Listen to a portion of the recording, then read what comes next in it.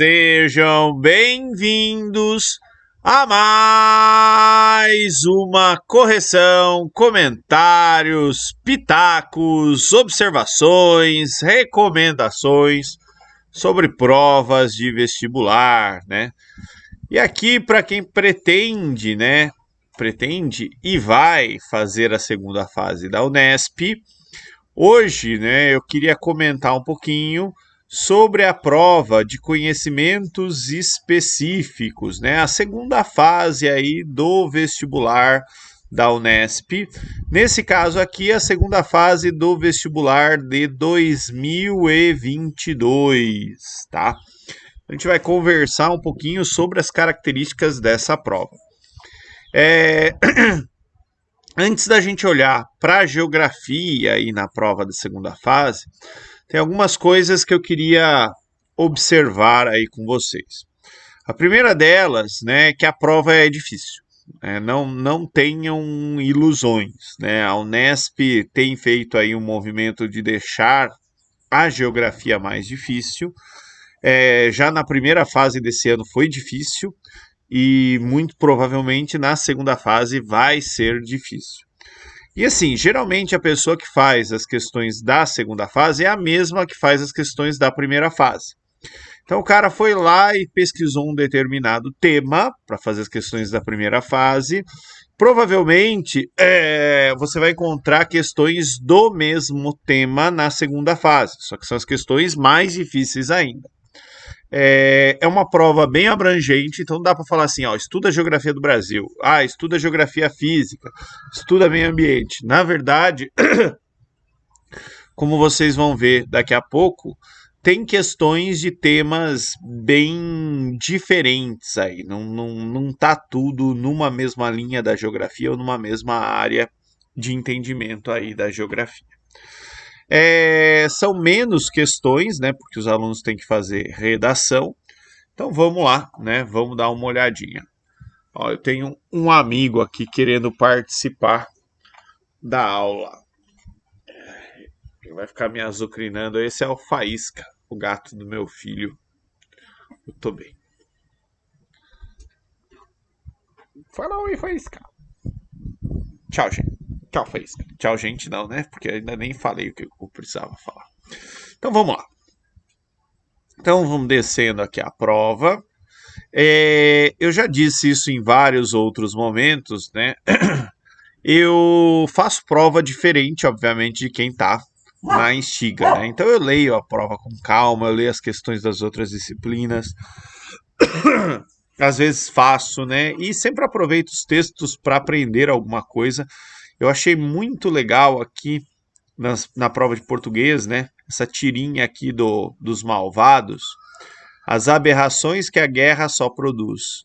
Daí tem lá a morte, né? A morte pensando na vida, né? Eu achei bem legal isso, né? Depois, aqui também na prova de português, tem um texto do Eduardo Gianetti, né? Falando um pouquinho sobre onipotência, né? Eu achei também bem legal aí. Mas vamos ao que interessa. Na prova de português, tem uma questão de literatura, porém, a geografia ela pode ajudar a chegar na resposta. Pode ajudar, te deixa perto da resposta. Mas aí, né, a resposta final mesmo ela é específica de português. Então tem aí um texto do Alfredo Bossi, meu gato tá mordendo meu pé aqui, falando o seguinte: sem dúvida, o capital não tem pátria.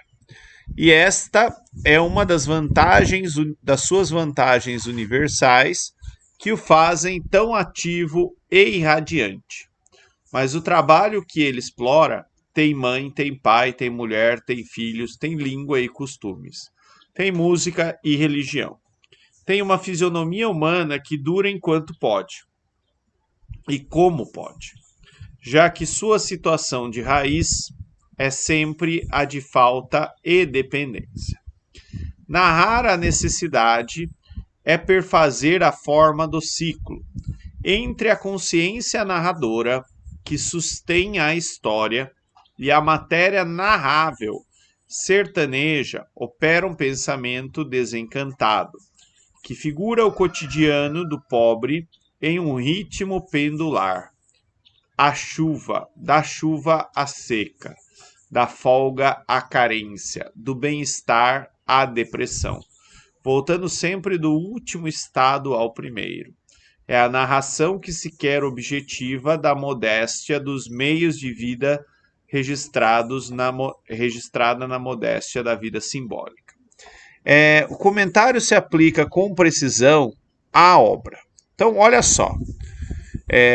Pobre, ritmo pendular, chuva e seca. Esse chuva e seca já diz pra gente aí um lugar, né?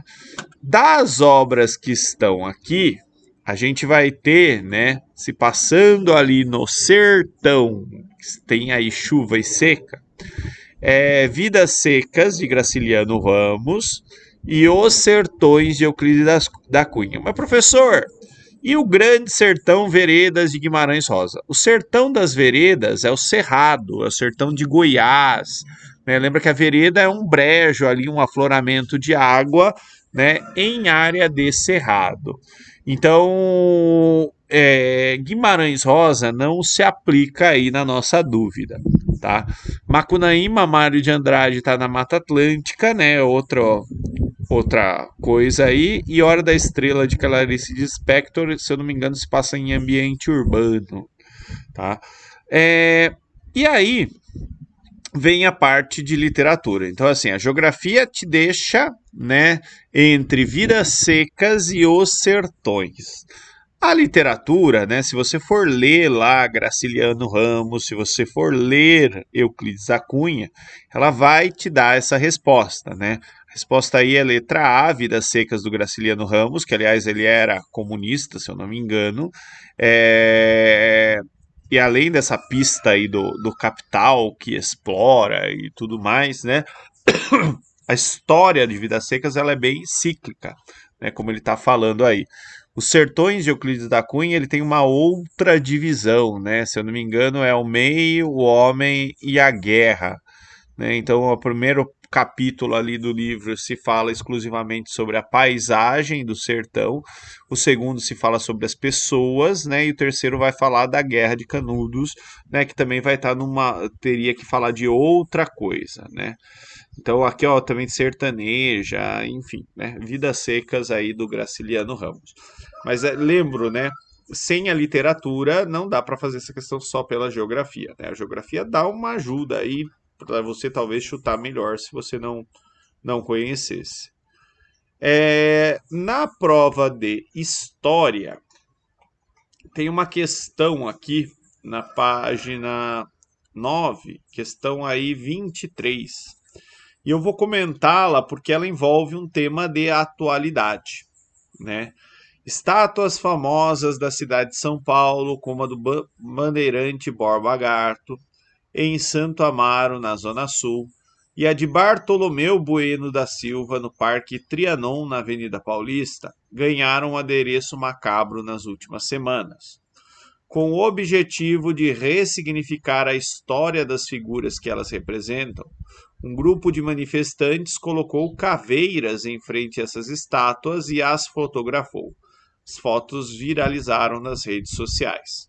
Bandeirantes como o Borba Gato desbravaram territórios no interior do país e capturaram e escravizaram indígenas e negros. Isso quando não os matavam em confrontos que acabaram por dizimar etnias, segundo os historiadores. Do ponto de vista histórico, a proposta de ressignificar monumentos realizada pelo grupo, né? Ressignificar. Aqui é a revisão da memória histórica.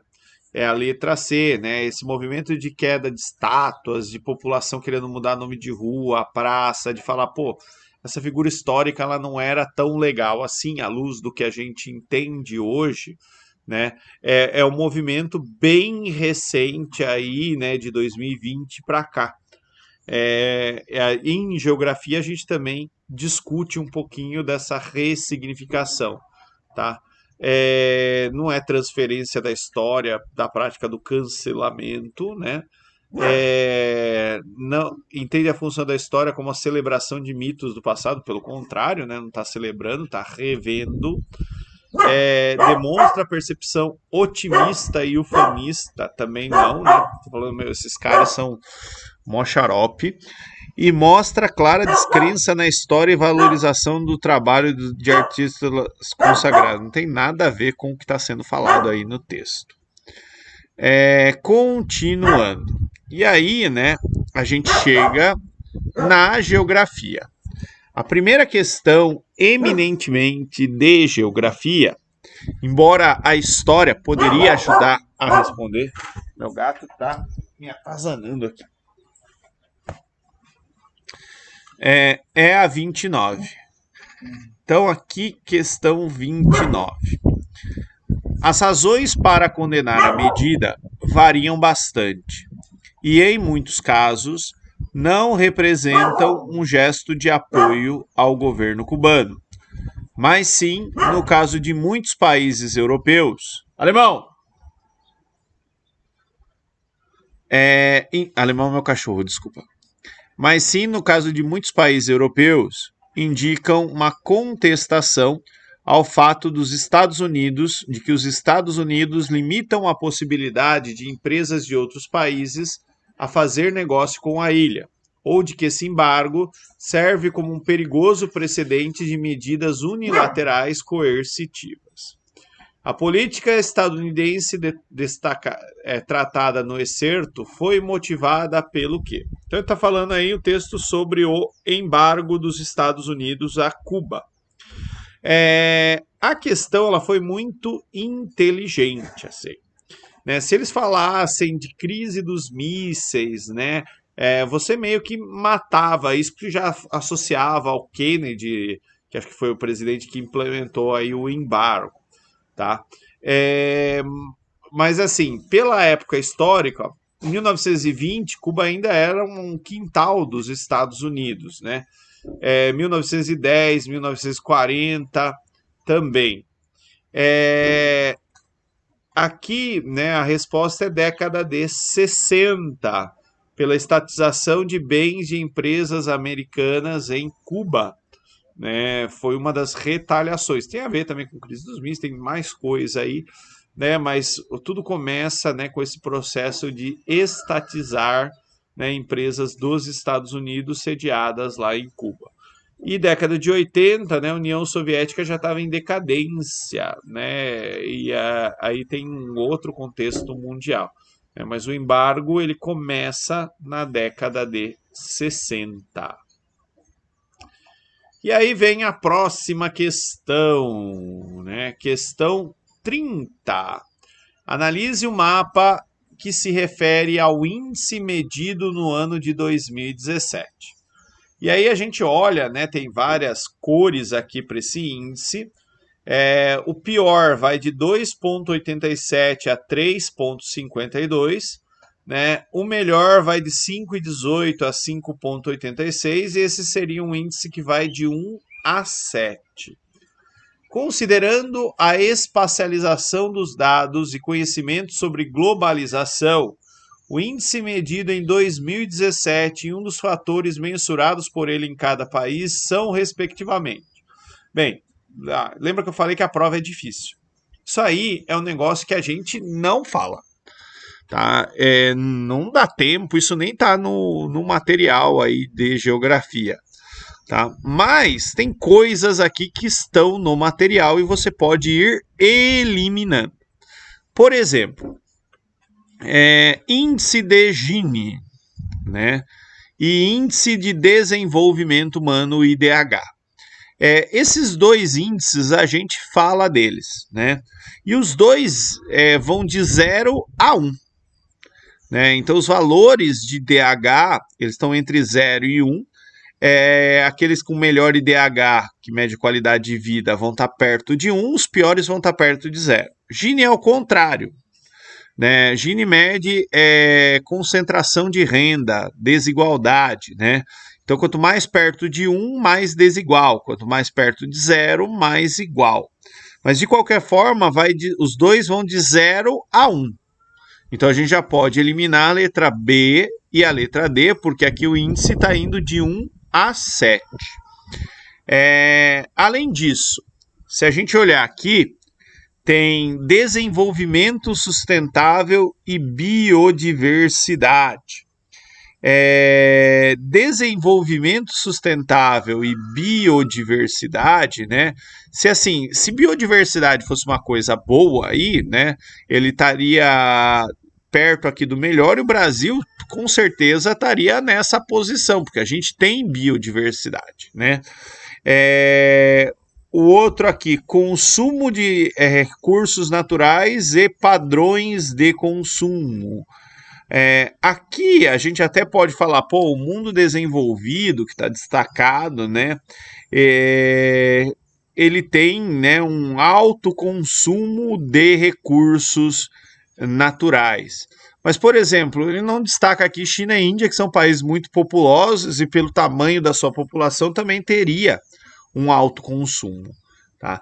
E aí, por eliminação, a gente chega na letra A, que é a resposta do exercício. Esse índice de 1 a 7 é o índice de competitividade global e produtividade. Países desenvolvidos são mais competitivos, porque investem mais em tecnologia, tem mais qualificação da mão de obra, a sua população, né, como tem mais conhecimento, tem mais possibilidades ali de encontrar emprego, renda, enfim, né, de encontrar aí os meios para sobrevivência. Então aqui, letra A. Questão 31. Deixa eu tomar um gole d'água.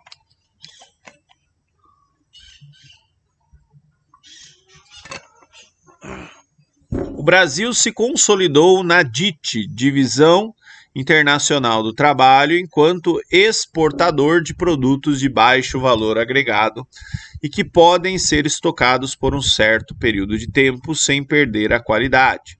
As grandes corporações dominam o comércio e a produção tecnológica, bem como a oferta generalizada dos insumos. Mais recentemente, os grandes negociantes no mundo tornaram o produtor brasileiro um mero apêndice na máquina de concentração da renda, riqueza e poder para poucos. Resumidamente, a miséria de grande parte da população nacional convive com o nanismo provocado pela desnutrição em meio à riqueza expressa pela vastidão da produção para o atendimento nos negócios no mercado estrangeiro. Então aqui ele usa uma série de linguagens complicadas, né, mas ele está dizendo o seguinte: o Brasil, no meio de outros países, né, é um país que se consolidou aí quanto exportador de commodities, de matéria-prima, né, produtos de baixo valor agregado e que podem ser estocados sem perder a qualidade. Né? Então esse texto aí, ele está abordando aqui no Brasil, né, qual aspecto? Transnacionalização da economia é a economia, né, depender aí de capitais externos, de empresas externas, ou às vezes, né, você ter as suas empresas atuando fora do Brasil. Não é o caso aqui, o texto não está falando nem de transnacionalização, nem de incentivo fiscal, que seria redução de imposto. Letra B, reprimarização da economia pautada na exportação de commodities. É essa. Reprimarização. O Brasil é um país industrializado, embora subdesenvolvido, que ao longo dos últimos anos, né, voltou a ter no setor primário, se não o setor mais importante, mas ele cresceu bastante de importância, principalmente no comércio exterior brasileiro. E a gente, né, o que fez da gente um grande exportador de commodities, né, de matéria-prima. O Brasil é um grande exportador de ferro, de soja, de carne, por aí vai. Então, a letra B. Financeirização da economia não é, porque financiarização a gente estaria falando do capitalismo financeiro, né? E também não se fala de investimento estatal, né? Se fala de investimento aí na verdade, se fala de investimento aqui, fala de jogo externo ali, de finanças externas. É, privatização da economia regulada pela entrada de capital estrangeiro. Também o texto não está falando disso. Então, assim, esse exercício, ele é de interpretação de texto, na verdade. Questão 32. Tem aqui um gráfico. Nesse gráfico, né, a população ocupada com vínculo empregatício caiu, depois até deu uma subidinha, mas caiu. E a população, né, sem carteira assinada e por conta própria só aumenta aí, principalmente a partir de 2016. Análise do gráfico associada a seus conhecimentos sobre o trabalho na economia brasileira demonstra que a partir de 2015 houve o quê? Né? Então, se aumentou trabalhadores sem carteira assinada e por conta própria, aumentou as ocupações no setor informal da economia, né? Aquelas pessoas que têm, né, trabalham, mas têm insegurança, né? Não sabe ao certo quanto vai ganhar, se vai ganhar, né? E por aí vai. Não, assim, prevalência de subemprego. Para ter prevalência de subemprego, o informal teria que estar maior do que os ocupados com vínculos. Não é o caso. Estabilização das ocupações no setor formal. Se tivesse estabilizado, estava tudo reto. Né? Ele caiu e depois aumentou um pouquinho. Decréscimo da população ativa. Na verdade, não dá para a gente falar isso, né? Até porque a população ativa no Brasil, né, ela aumentou porque a gente tem aí o país envelhecendo, né? Tem mais adultos no mercado de trabalho. E por fim, diminuição da terceirização seria, né, o decaimento aí, porque a terceirização geralmente está no trabalho informal. Isso tem a ver aí com a precarização do trabalho trazida, né, pela reforma trabalhista ali de 2016, 17, 18. É o momento ali que se discutiu isso. Questão 33. Essa questão é bem legalzinha, é simples, né? A gente olha aqui na imagem, tem provavelmente aqui um resto, né, de um bloco de arenito aí mais resistente, dá para ver as camadas, os estratos, tá? Então aqui, né, como que eu sei que isso é uma rocha sedimentar? Os sedimentos, eles vão se depositando em camadas, né? E geralmente, dependendo das condições climáticas num determinado período, a gente vai ter tipos de sedimentos diferentes, por isso a variação nas cores das camadas. Se a gente olhar de perto, pode ter até a variação na granulometria. De qualquer forma, intrusão ígnea seria, né, um magma que não chegou na superfície, né, isso aqui seria uma rocha cristalina e não uma magmática, não é o caso, tá? Solidificação do magma também não, né, porque na intrusão é um magma que solidifica dentro, né, numa erupção vulcânica ele solidifica na superfície. Recristalização do magma, né? Formaria rochas metamórficas, não é o caso também. Formação em alta pressão tem a ver também com metamorfismo, e aí só sobra, né, letra E, presença de estratificação, estratos, camadas, né? É a única coisa que a gente pode afirmar aqui olhando, né, essa imagem, está bem nítida. Questão 34, para mim ela é a mais difícil. Quando eu fiz essa prova, eu bati o olho rápido e eu errei a questão. Então é uma questão que acaba, né, pegando desprevenido as pessoas.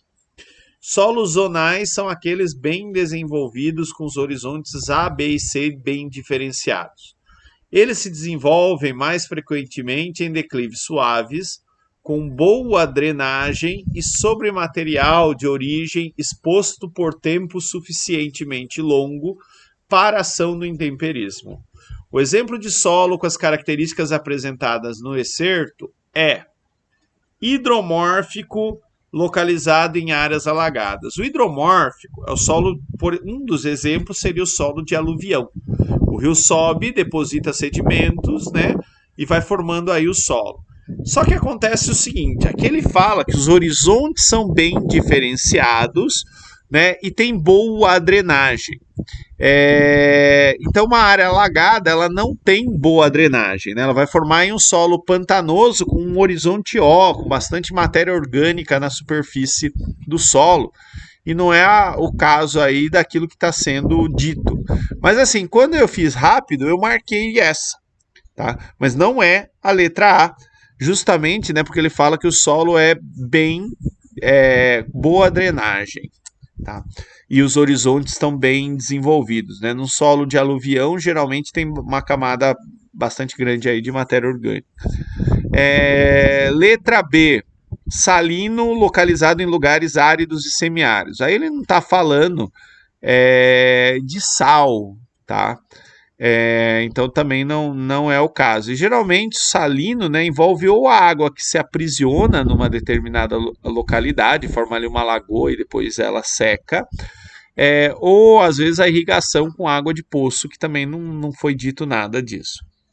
Litossolo, localizado em áreas de clima frio e seco. Se ele fala aí, ó, solos zonais são aqueles bem desenvolvidos, com os horizontes diferenciados, frequentemente em declives suaves, com boa drenagem e sobre material de origem exposto por tempo suficientemente longo para ação no intemperismo. O problema aqui está no longo, né? O litossolo, lito é pedra, né? Todo solo vem de pedra, né? Mas esse litossolo ele é mais jovem, então ele vai ter mais pedregulhos, né? Aqui ele está falando que o solo é bem desenvolvido, né? O litossolo ele é mais recente, tá?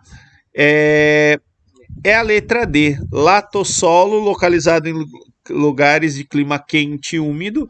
Então, se você tem um clima quente e úmido, isso vai desenvolver todos os tipos de intemperismo físico, químico, biológico sobre a rocha-mãe, e isso vai desenvolver os horizontes do solo. Tá?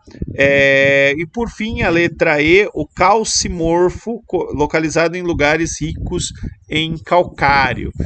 Aqui o texto deveria contar alguma coisa, por exemplo, falar que ele era mais escuro, ele é muito fértil, tem pH básico, né? Não é o caso, tá? Só para você saber, aqui no Brasil a gente tem o solo de massapé, ou massapê, que é um solo formado a partir do calcário. Questão 34 é letra D, né? Latossolo, tá? Só para deixar claro. Questão 35. Aqui é uma interpretação de gráfico e bom senso, né? Então tem aqui resíduos de água potável, limite máximo, né? E quantas vezes o limite máximo no Brasil é maior do que na Europa. Então dá para ver, ó, que todos os herbicidas, inseticidas, aí os agroquímicos, que é a palavrinha da moda agora que se usa, né, no Brasil eles são muito mais liberados o seu uso do que lá na União Europeia. Então aqui pode jogar um monte disso que tá tudo beleza. As diferenças observadas no limite máximo de resíduos proporcionam ao Brasil, por exemplo, né, o que? Dificuldade para compra e venda de semente transgênico. O gráfico não está falando de transgênico, está falando de agrotóxico, né?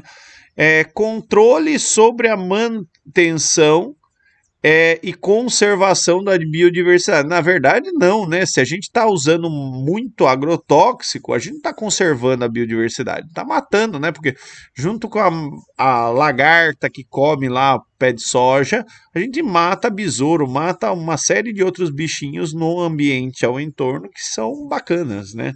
Então não conserva a biodiversidade usar esse tanto de agrotóxico. Segurança para a variedade e rotatividade das espécies. Também não, né? O agrotóxico mata tudo aí. Letra D, insegurança sobre a contaminação e a qualidade dos recursos hídricos. É essa, né? Usa esse tanto de agrotóxico, isso vai parar na água, né? E vai contaminar a água. Letra E, proteção contra a entrada e reprodução de espécies animais invasoras. Não, não é o caso, né? Agrotóxico serve principalmente para inseto, nematóide, por aí vai. Então, letra D de dado. E aí, a última questão, também um pouquinho difícil.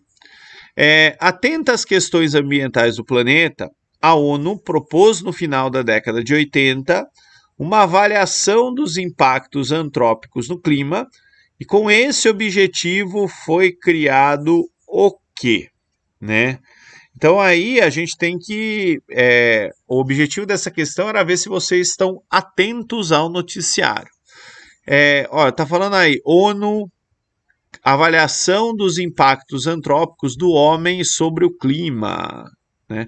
Então, o que a ONU criou para avaliar os impactos do homem sobre o clima no final da década de 80? Né?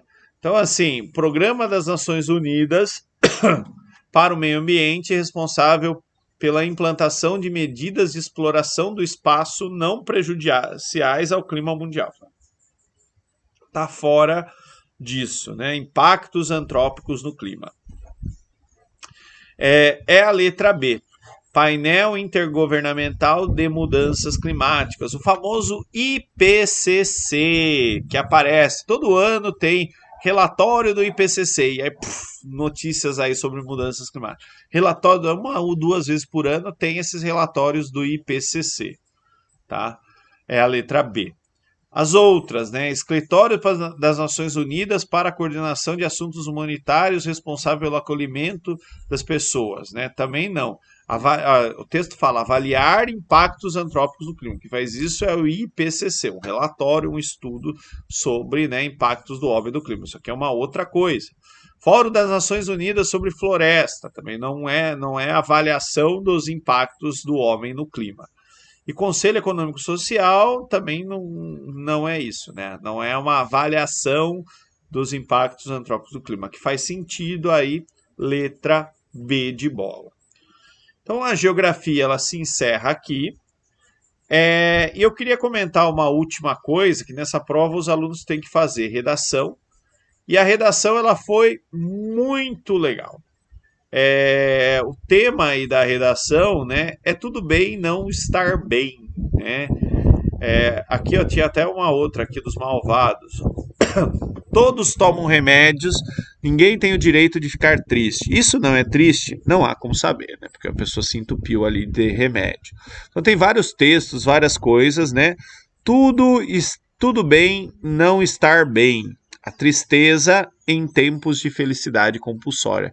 Eu achei muito legal, isso é um tema muito importante que precisa ser discutido, né? A gente vive num mundo hoje onde as pessoas meio que são educadas para não terem frustrações, e aí quando elas passam por coisas simples, assim, simples não, mas passam por frustrações, às vezes na sua adolescência ou na vida adulta, elas não conseguem lidar com isso. E acabam tendo que tomar remédios, se sentindo muito mal. Mas assim, gente, problema, né? Todo mundo tem. O grande lance é como a gente levanta, segura a poeira, dá a volta por cima, alguma coisa assim. Mas é um tema muito legal aí para ser discutido, pensado, refletido, né? Eu acredito que a prova ela também tem um pouquinho dessa função, né? De estimular a gente a entender as coisas sobre uma nova perspectiva. Pessoal, era isso que eu tinha para falar para vocês. Muito obrigado pela atenção de todos e tchau, tchau!